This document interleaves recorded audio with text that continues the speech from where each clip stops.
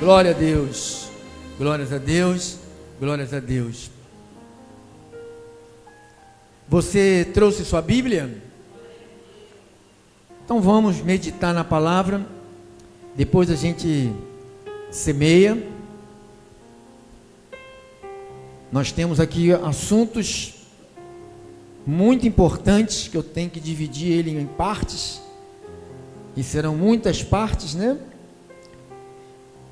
Pega aí a sua Bíblia. O tema de hoje é, primeira parte, formando Cristo no crente. Formando Cristo no crente. Diga, formando Cristo no crente. É difícil engolir isto, hein? Mas essa é uma verdade. Eu estou aqui formando Cristo no crente, porque o crente está sem Cristo. Infelizmente, muitos estão sem o Cristo. Vamos aí. Paulo escrevendo à igreja da Galáxia, os Gálatas, cumprimentando essa audiência de rádios, aplicativos, Facebook, o YouTube, o WhatsApp. Até os 40 minutos você vai estar comigo ouvindo isto. Todos? Gálatas 4:19. Vão, irmão abençoado, bota no 16 ao 20.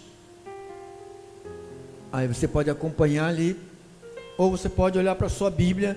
Essa é a leitura Ferreira de Almeida, tradução mais aproximada do original. Você sabe que a Bíblia não foi escrita, os primeiros escritos não tem nada a ver com o português, nem com o inglês, nem com o espanhol.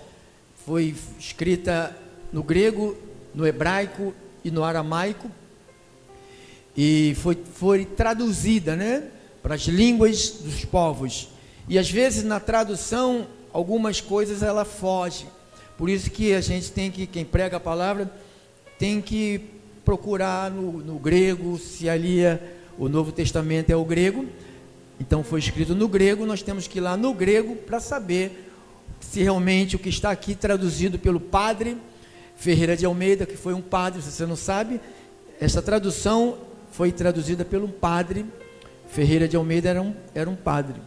Então ele, segundo o que ele entendeu do grego para o português, ele disse o seguinte: tornei-me porventura vosso inimigo por vos dizer a verdade. Paulo ele faz uma pergunta,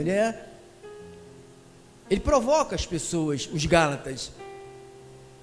Ele disse que para algumas pessoas, se eu posso pensar aqui com o que Paulo está dizendo, estou acreditando que a igreja da galáxia toda se tornou inimigo. Paulo está perguntando para ela: vocês se tornaram meu inimigo, vosso inimigo, eu me tornei seu inimigo por vos dizer a verdade.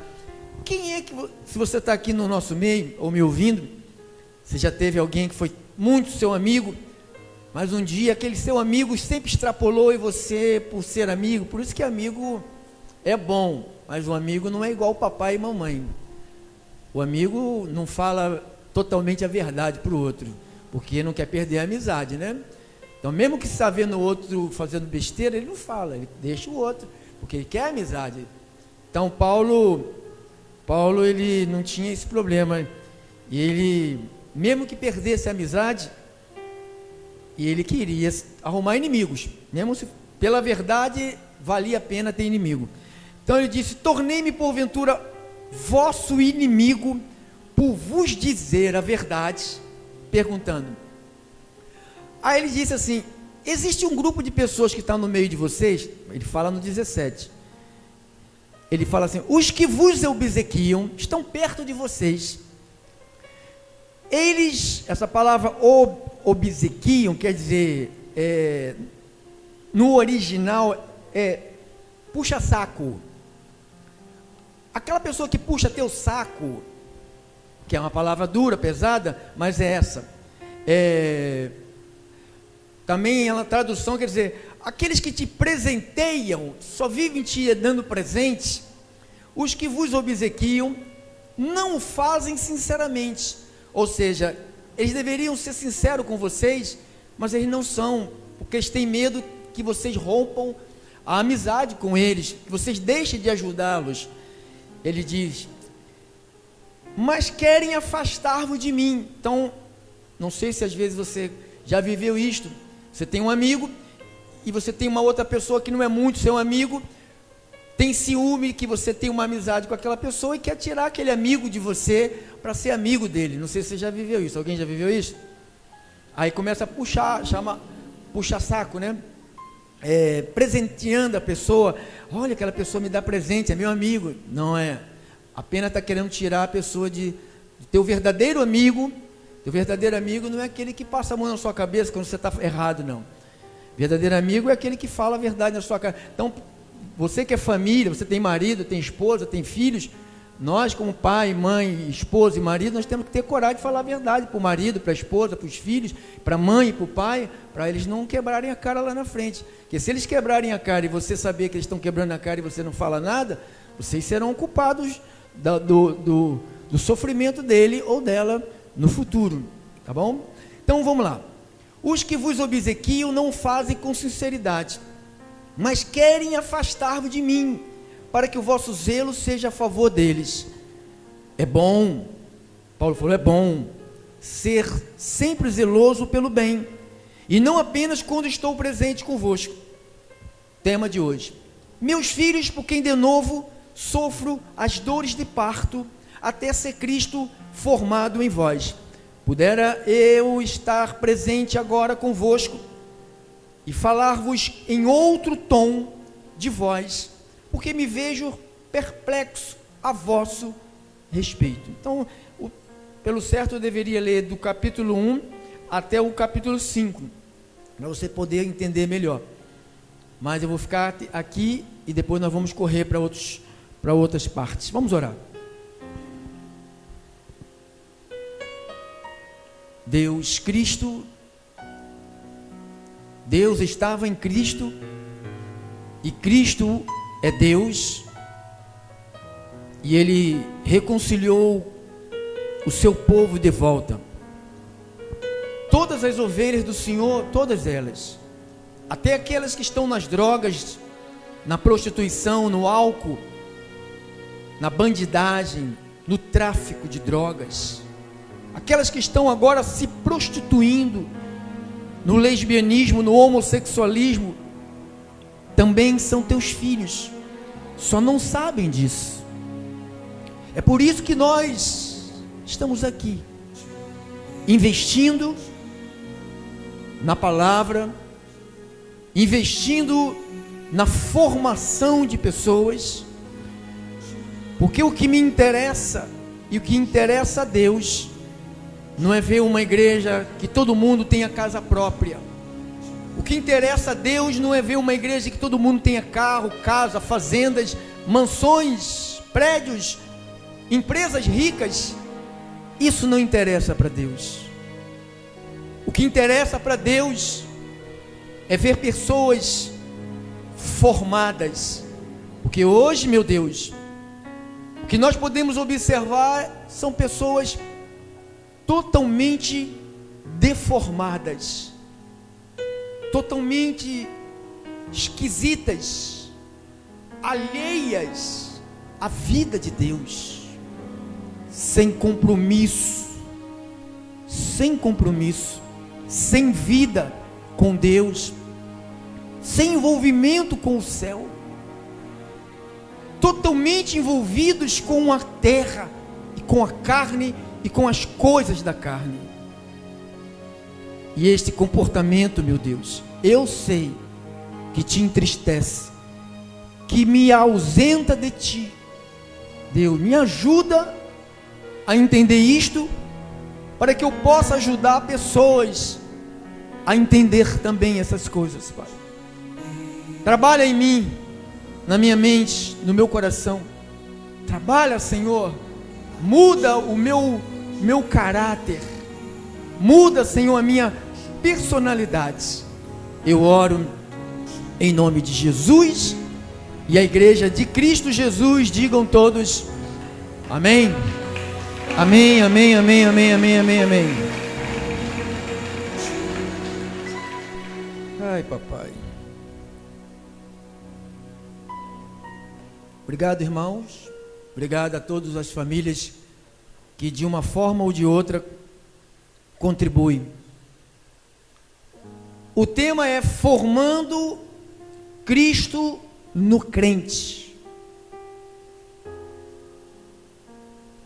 Eu vejo hoje uma igreja, não só eu, você também deve ver isto. Existem dois tipos de igreja. A igreja que está sendo formada e a igreja que está sendo deformada. Então, tem muitas pessoas com deformação. Deformação. O que é uma deformação? É uma mudança para o mal, para o lado errado. É uma alteração. Às vezes a gente fala assim, puxa, eduquei o filho, sabe, uma boa educação, e ele foi para outro canto. Então, porque ele foi deformado. Ele foi deformado. Essa deformação, deformar, alterou a forma. Ou seja, amassar e achatar. Mas eu estou aqui como ministro de Deus. Creio que alguns creem assim, tomara que todos. Um homem que veio de Deus para ajudar o povo de Deus, para trazer algo chamado formação. Porque nós nascemos, quando nascemos como um animal. Um animal, sem nenhuma formação. Bebezinho, se deixar ele ser criado pelo macaco, ele, mesmo que uma lenda, o Tarzan, mas se você deixar ele ser criado por um bicho, ou por sem cultura, sem educação, ele vai se tornar um bicho, um animal. Então, o ser humano precisa de uma formação, e uma boa formação. Você sabe que as empresas, elas não estão atrás de pessoas boas, elas estão atrás de pessoas excelentes. As pessoas boas hoje, elas estão desempregadas, porque não prestam. Boa não presta, tem que ser excelente. E para nos tornarmos pessoas excelentes, precisamos de uma formação em excelência.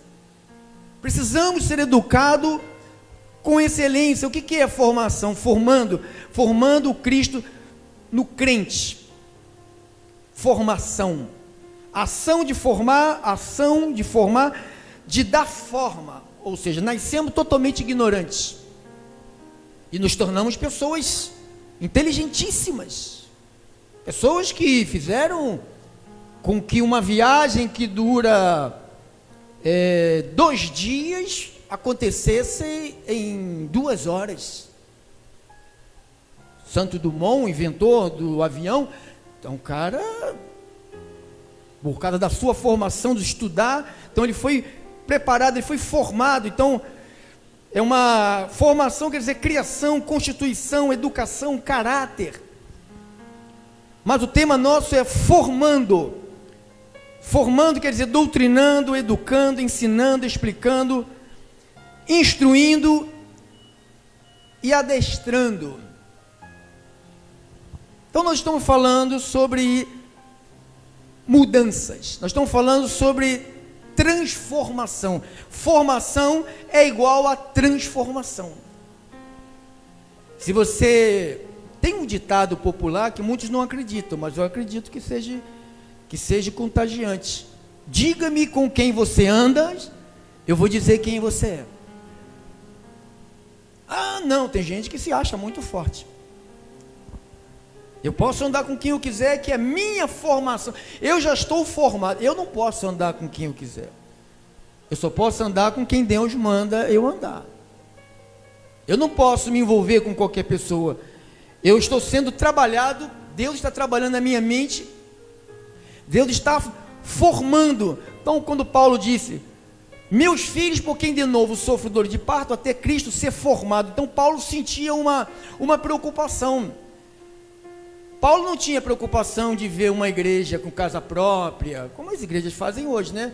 Hoje tem corrente para tudo, para casa própria, tem corrente para comprar carro, tem campanha para casar, para arrumar marido. Então as igrejas viraram a igreja do Macedo, a igreja do Pedro Inácio, a igreja do Miguel Ângelo, a igreja do Soares, não menos a igreja de Jesus. Porque a igreja de Jesus, ela não tem que estar focada nisso, porque primeiro que Jesus falou, se você for para o meu reino, essas coisas eu faço chegar a você. Então isto, para você entender isto, você tem que ter a tua mente formada. E uma das coisas que deforma a mente da gente é a lei, que deformou. Você sabe que quem danificou a igreja depois que Cristo formou a igreja, deixou a igreja, foi a lei.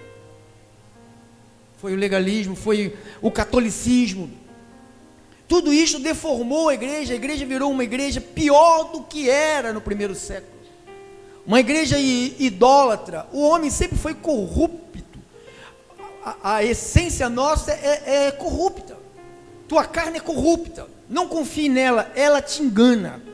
Não dê 100% de chance para ela errar, porque ela vai errar. Porque ela é enganosa, ela quer te passar a perna, ela quer que você sofra depois, ela sabe que você vai sofrer depois, mas ela faz tudo para você seguir os conselhos da carne. Então, Paulo disse, meus filhos, por quem de novo sofro as dores de parto, até ser Cristo formado em vós. Pudera eu estar presente agora convosco e falar-vos em outro tom de voz, porque me vejo perplexo a vosso respeito. Então Paulo estava assustado com essa igreja. Você que esteve comigo na terça e na quinta, você ouviu falar, quem esteve terça e quinta, estudamos um pouco sobre a igreja da Galáxia, do capítulo 1, capítulo 2, fizemos um apanhado, capítulo 1, 2, 3, 4, sobre a queda da igreja da Galáxia, que era simpatizante com as coisas erradas, aceitava qualquer coisa, para os ouvidos, aceita tudo, porque quer amigos. Você sabe que a igreja hoje, parece que as pessoas vêm para os cultos para arrumar amigos. Eu não tenho um amigo na minha casa, eu venho aqui para arrumar amigo. Você vem aqui para ser formado, irmão. Os irmãos em Cristo vão se juntar com você, com certeza. Se você for um filho de Deus, os filhos de Deus vão se agregar contigo. Vão se agregar contigo. Então, tem aqui um pensamento que eu quero passar a vocês. Como uma criança frágil e insegura, é o cristão que vive a sua vida espiritual com o véu da lei e da tradição humana. Alimentando-se de leite, não cresce e nem progride. Então, toda pessoa que gosta da lei, hoje eu escutei, alguém me mandou uma mensagem, dizendo que gosta da lei, que acredita no copo de água, que acredita no lenço, que acredita no monte, que acredita no jejum. Então eu fiquei assim, meu Deus, como que as pessoas estão deformadas? E a pessoa perguntou, o senhor acredita nisto? Em monte, em copo com água, em lenço, em jejum, Eu falei assim, não, eu só acredito em Jesus. Eu não acredito em nada disso. Eu só acredito, a minha fé não manda eu direcionar para isto, a minha fé me manda direcionar para Cristo, olhando firmemente para o autor e consumador da tua fé, que é Cristo. Então a nossa fé manda a gente olhar para Cristo, não manda eu olhar para isto. Então, Cristo tem que ser formado em nossas vidas. E o cristão que vive a verdadeira graça, o Evangelho, tem que remover da sua vida a lei e a religião. Toda vez, irmãos, eu oro por você, você ora por mim, mas todas as vezes que você achar que a minha oração vai ser ouvida e a sua não vai ser, você ainda está na lei. Eu ajudo você em oração. Se você fala, pastor, me ajude em oração, eu vou ajudar você. Mas se você fala assim, pastor, ora por isto aqui, eu não vou fazer. Porque eu vejo que você está ainda deformado. O Espírito Santo está em você. Então você recebeu poder. Se o Espírito Santo habita em nós, nós recebemos poder do Espírito Santo para realizar a obra de Deus. Nenhum apóstolo de Cristo saiu por aí, depois que Jesus foi assunto ao céu, sem o Espírito Santo. Jesus falou, antes de vocês irem para a batalha, vá para Jerusalém, e fiquem lá reunidos em Jerusalém, que de lá vocês serão revestidos de poder. Vocês vão receber um poder, e esse poder vai capacitar vocês a ir pregar. Ninguém pode pregar sem esse poder, senão seria uma aula de matemática, de estudos sociais, de geografia, só serve para informar. Eu não estou aqui para informar vocês, eu estou aqui para que Deus transforme a vida de vocês. Deus tem que transformar a nossa vida, irmão. Não é você receber somente a informação. Muitos de nós só temos apenas a informação. E somente a informação vai só te inchar, vai virar um balão, e daqui a pouco você vai subir, depois vai furar e vai cair. Um balão sobe e depois ele cai, ele não fica lá em cima. Então Deus não quer que você tenha apenas uma informação.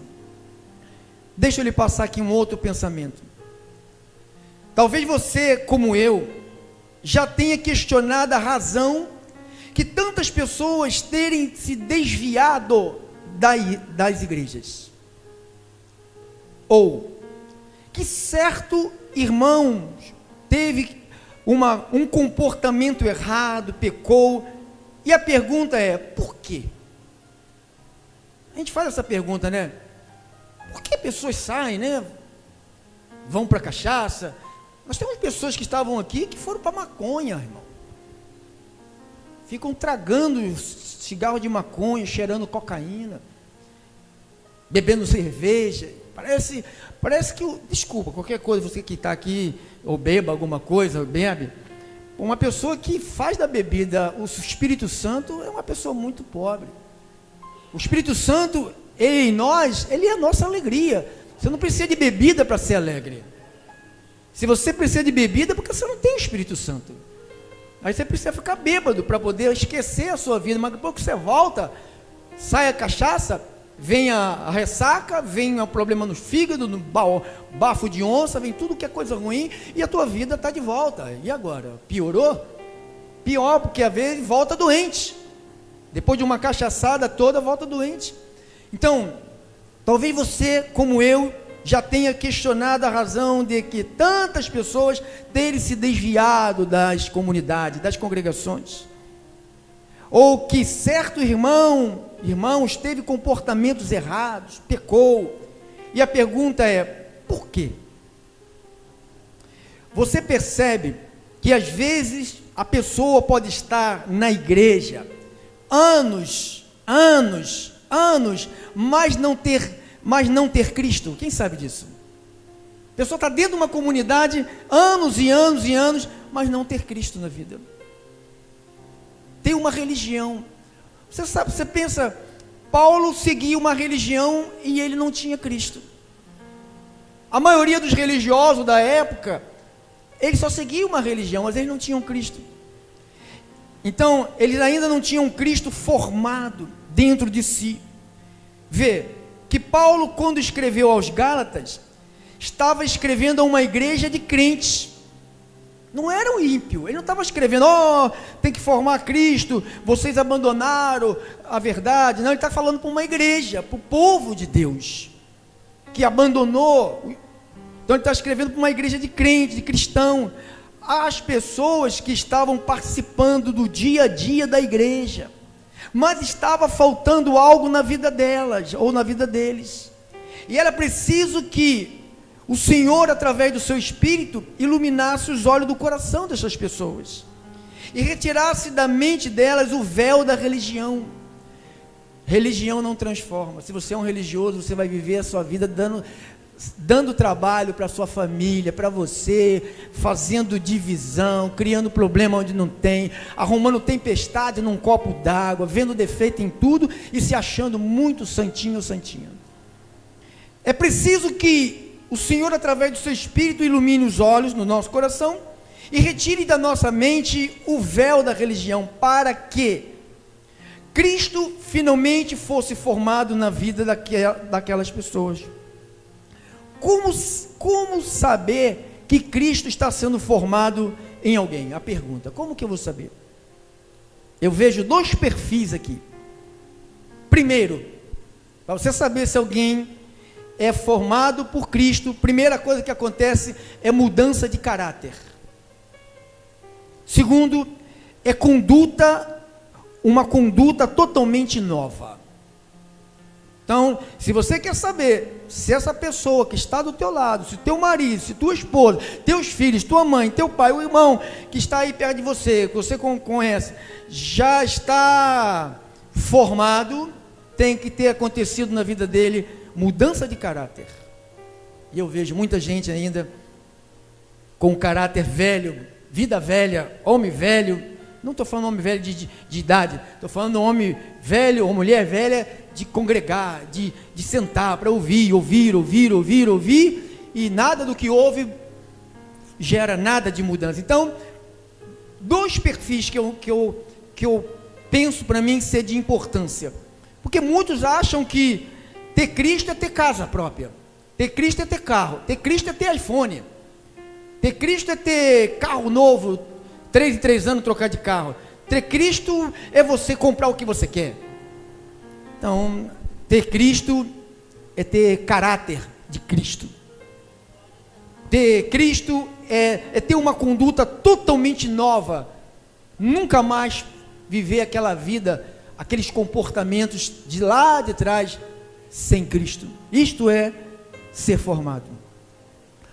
Então, abençoados e abençoada de Deus, a pergunta foi feita, né? Mudança de caráter, conduta totalmente nova. Paulo não encontrou isto nessa igreja. Paulo não encontrou na igreja da Galáxia. E era preciso que a imagem de Cristo fosse formada nessa igreja. E com isto, como isso começa? Paulo mostra. Agora você vai estudar comigo. Paulo escreve aqui em 2 de Coríntios, capítulo de número 3, 2 de Coríntios 3,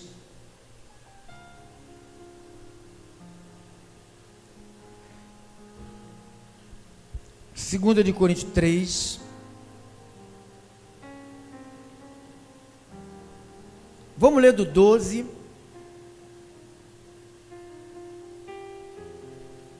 ao 18. Olha o que o apóstolo Paulo escreve: tendo, pois, tal esperança, servimos-nos de muita ousadia no falar, e não somos como quem? Então Paulo está aniquilando Moisés da igreja. Você sabe o que acontece com a igreja de hoje? Eles colocam Moisés dentro da igreja. Moisés tomou conta da igreja de Jesus Cristo. Olha o que ele está dizendo. Paulo está falando, não somos como Moisés, que punha um véu sobre a face. E isso você pode encontrar isso lá em Êxodo 24:12, não precisa ir lá. Precisa pôr não, irmão. Está lá em Êxodo 24:12, quando Moisés desce do monte e põe um véu sobre a face. Ele diz, e não somos como Moisés, que punha um véu sobre a face, para que os filhos de Israel não atentassem na terminação do que se desvanecia. Então diz que Moisés, quando subiu no monte, não é quando subia no monte, ele vinha com a cara brilhando. Se não me falha a memória, Só teve esse evento aqui que Moisés sobe e vem com o rosto brilhando. E aí as pessoas cismam de ir para o monte, que no monte. Então ele falou, nós não somos como Moisés. Então ele diz no 14, mas o sentido deles se embotaram, pois até o dia de hoje, quando fazem a leitura, da onde? A antiga aliança, como se faz hoje nas igrejas. A leitura que se faz hoje na igreja da nova aliança, qual é? Não, mas o que você vê, às vezes você passa na rua, vê um irmãozinho sentado no portão, com a Bíblia na mão. Aí eu sou muito curioso, quando eu olho, eu chego bem pertinho e olho assim, sabe onde eles estão lendo? Quem já viu isto? É só isso.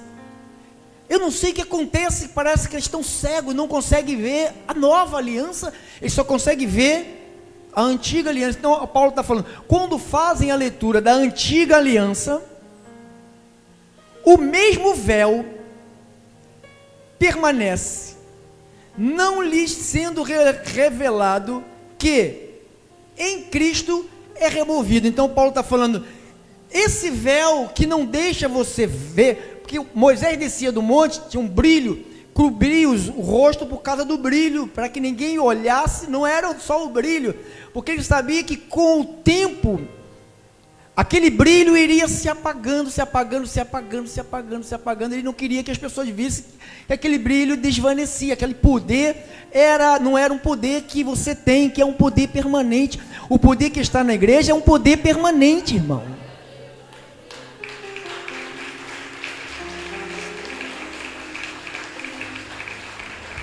Mas o véu lhe permanece, não lhe sendo revelado, que em Cristo esse véu foi o quê? Foi removido. Mas até hoje, quando é lido, o que é lido nas igrejas, irmão? Você tira aí, você conta 1000 igrejas, se você tirar 10 igrejas de 1000 igrejas que não está lendo Moisés, você pode me dar um bolo na mão de palmatória, 50 nessa e 50 nessa, bater na minha mão.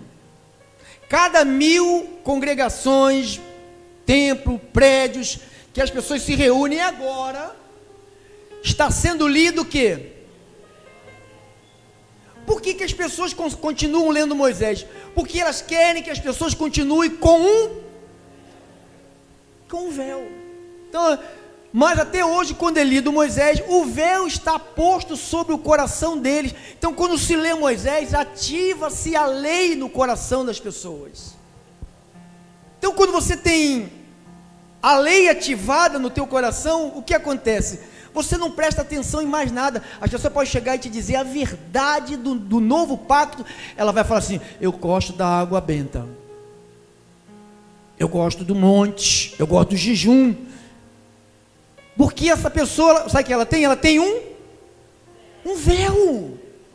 E quem tem um véu não consegue ver o que está do outro lado. Quando tinha um véu que separava o povo do lugar santíssimo, de lá não podia ver aqui. Ninguém podia vir aqui e ver o que tinha de fato aqui neste lugar. O povo ficava lá e o véu separava. Tem até um canto que nós cantamos, o véu que separava para mais, a luz que outrora estava apagada, agora brilha. Então quando Paulo diz, mas até quando é lido Moisés, então a igreja está agarrada nisto aqui, o véu está posto no coração deles. Agora, aquilo que nós lemos, como é que pode, pastor, uma pessoa está um tempão na igreja, congregando, sabe, conhece a palavra, vive a igreja, é igreja terça, igreja quinta, igreja domingo, igreja todo sábado dos cultos, igreja, vai nos eventos, igreja, escuta as palavras, as lives, igreja, e essa pessoa ainda não está formada. É por quê? Olha o que Paulo está falando aqui. Quando, porém, algum deles... Acontece o que com algum deles? Ou seja, alguém pode estar dentro de uma comunidade há 10, 20, 30, 40, 50 anos. Eu conheço pessoas assim. O que marca para mim e para Deus mudança de caráter e uma conduta totalmente nova? Isto é um cristão. Ah, pastor, ele fala em línguas, ele profetiza, ele pula, ele grita, e conhece a Bíblia de Apocalipse a Gênesis. Agora ele não lê nem a Bíblia de Gênesis e Apocalipse, ele lê de Apocalipse, ele começa a ler do último capítulo de Apocalipse para o primeiro, sabe, ele é uma benção. Tem muita gente, você sabe que, com todo respeito às autoridades, que eu não quero ser preso não, a maioria das pessoas que mais transgridem são as pessoas que mais conhecem a lei. Estou falando de leis brasileiras, porque nas leis parece que foram criadas, as leis que nós temos no nosso país, parece que foram criadas para favorecer o bandido, o infrator. Se você está na rua, alguém rouba o teu celular, e você vai denuncia ele, você sabe o que acontece? Nada. Você sabe, se ele for preso, você sabe o que acontece? Ele vai ser solto. E você fica sem o teu aparelho celular, porque a lei beneficia. O cara mata uma pessoa, todo mundo viu ele matar, ele fugiu, 3 dias depois ele volta, vai na delegacia, matei. Aí o delegado, tá bom, ele matou, deu 50 tiros, mas pode ir embora. Ele vai embora. Olha a lei, como é que é boa. Olha como é que eles criam uma lei. Por que se criam essas leis assim no nosso país? Para beneficiar pessoas que eles sabem que vão transgredir e precisam ter uma proteção. Então Paulo diz, quando porém alguns deles se convertem a quem? Não é uma igreja, irmão, não é, eu sou do Restituição, irmão, você pode ser da Casa da Benção, da Universal, da Mundial, da Assembleia, da Batista, da Metodista, qualquer uma você pode ser, desde que tenha a palavra de Jesus, tem o Evangelho.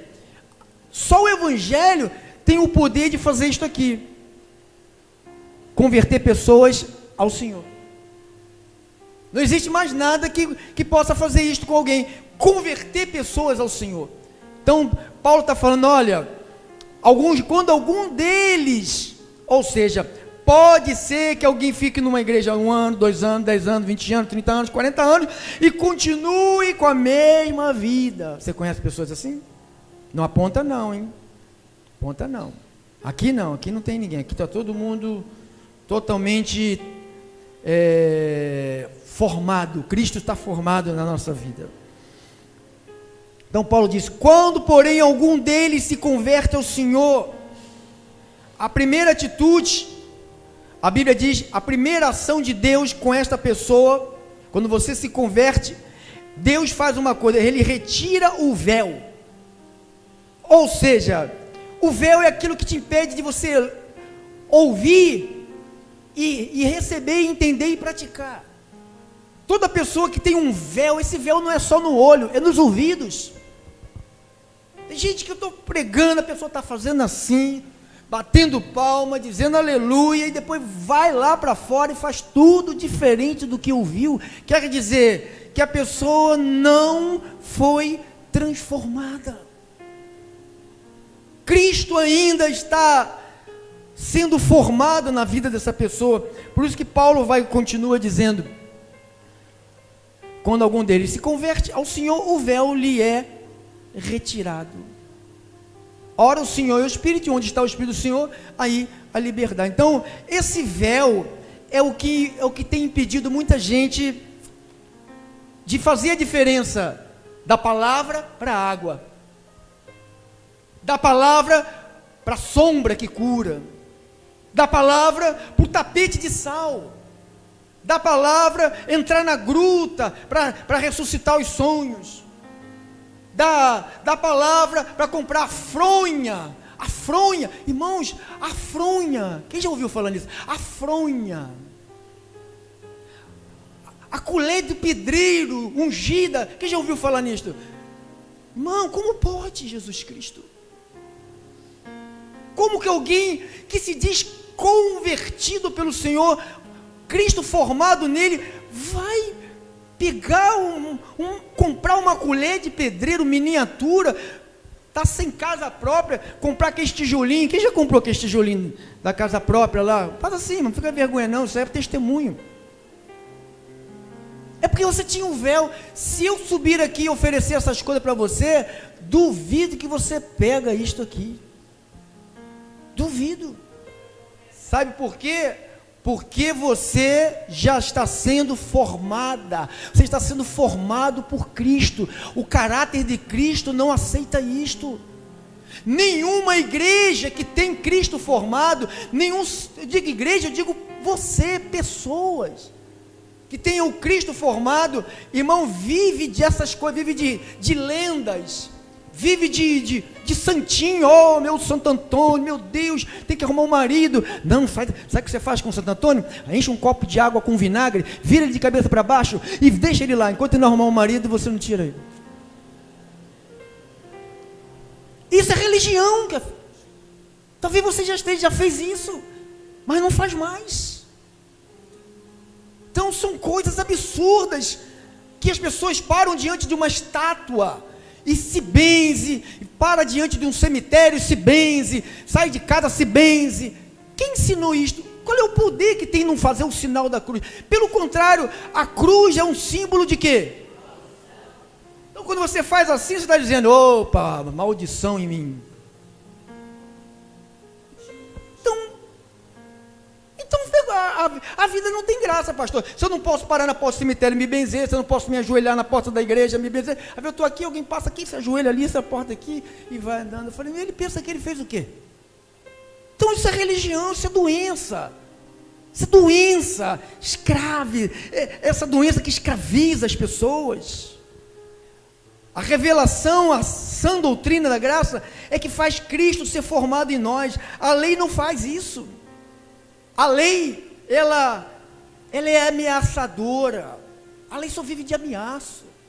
Se não fizer, se não der o dízimo, é maldito. Maldição. O gafanhoto, a praga, cuidado com a praga. Você está passando isso, é a praga, porque você não é dizimista. Isso é o espírito da lei, sabe? A lei ela é violenta, ela não tem dó de uma ovelha. Os pregadores da lei não têm carinho nenhum, não têm afeição. Paulo diz, depois da minha partida eles vão surgir, e eles não vão poupar, eles estão aí. Mas enquanto as pessoas estiverem com esse véu na sua cara, a água, é o jejum, não, eu só sou salvo se eu me batizar nas águas, e quando eu me batizei eu fui salva. Não, você foi salva quando Jesus morreu na cruz por você, irmão. Você não é salvo porque você se batizou. Ninguém é salvo porque você se batizou. Você é salvo porque Jesus... Nós precisávamos de um Salvador. Jesus é o nosso Salvador. É Ele que... Não, as águas... Eu acredito no batismo nas águas, porque as águas, eles tira pecado. Ah, é? Para que Jesus Cristo se batizou nas águas, que Jesus não tinha pecado? Se as águas é para tirar pecado. Manda eles responderem, não sabe. As águas não tiram pecado. O que tirou o pecado de nós foi quando o sangue de Jesus foi derramado na cruz. E isto sim tirou o pecado da vida da igreja. A igreja está perdoada, a igreja está inocente, a igreja não tem mais condenação. Paulo falou, agora, pois, já nenhuma condenação há para aqueles que estão em Cristo, Romanos 8:1. E ele fala em Romanos 8:33, ele diz, quem vai intentar acusação contra os eleitos de Deus? Quem é que vai? Então isto tudo, para você não ter uma mente contaminada com acusação, sabe, ficar com medo de Deus, você tem que ter a formação. Quem sabe falar chinês aqui? Inglês. A gente fica perdido, né? Não sabemos. Mas quando você sabe, você foi formado na língua chinesa, na japonesa, na inglesa. Você foi formado. Então você está formado. Aqui nós estamos formando Cristo no crente. Eu não estou aqui formando Cristo no macumbeiro. Eu estou falando para crente aqui, ó. Cadê os cristãos? Estou falando para os crentes. Falando para os crentes. Porque a formação nos espíritas, nos católicos, nos ateus, é depois. É depois. Primeiro eles têm que ouvir de Jesus, que Jesus salvou eles. E eles têm que vir e querer se interessar sobre essa salvação. E quando eles vêm se interessar sobre essa salvação, aí a gente começa a colocar Cristo dentro deles. É o que eu estou fazendo aqui com a igreja. Paulo fez isso com a igreja da Galáxia. Ele teve que refazer a igreja. Uma igreja veiaca, uma igreja antiga, uma igreja que conhecia a palavra, conhecia o novo pacto, uma igreja que recebeu a visita da lei. Eu, aqui em Pedro, 2 de Pedro, 3, 15 a 18, olha Pedro falando uma coisa aqui, ó, interessante.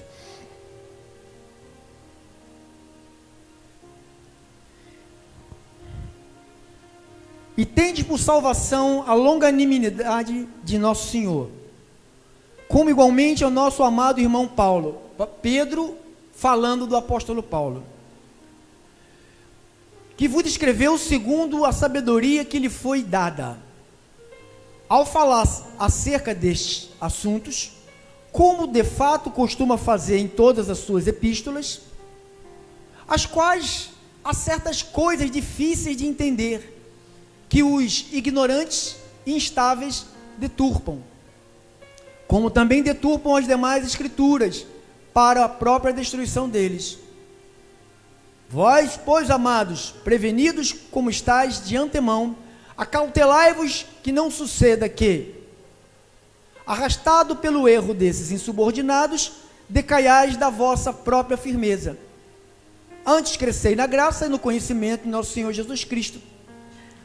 A Ele seja glória, tanto agora como no dia eterno. Mas para isso aí acontecer, teve que acontecer isso aqui, ó. Gálatas. Para Pedro falar isso, primeiro teve que acontecer isso aqui. Gálatas 2:11. Gálatas 2:11.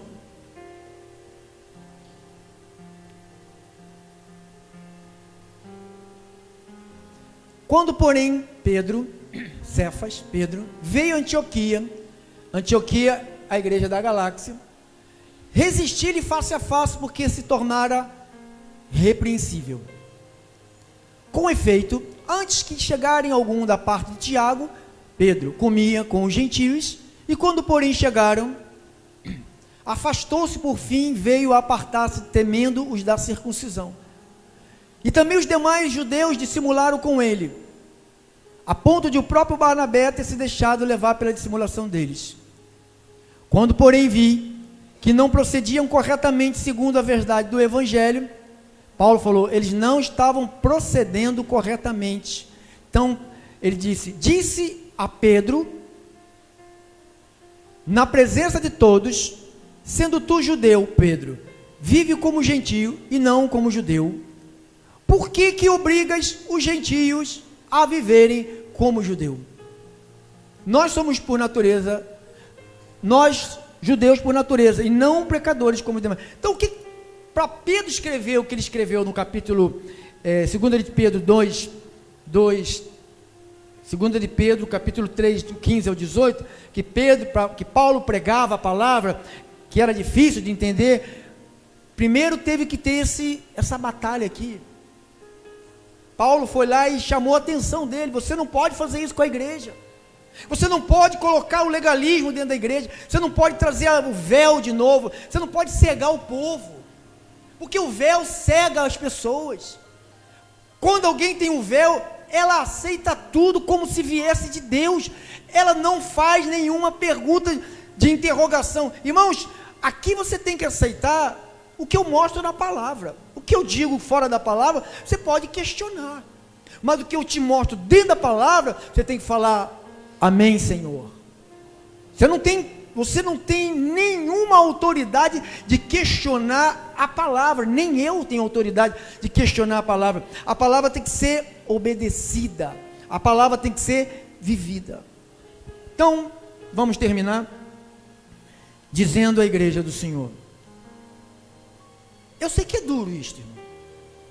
A pessoa está 10 anos, 5 anos, 20 anos, 30 anos e não ter a formação.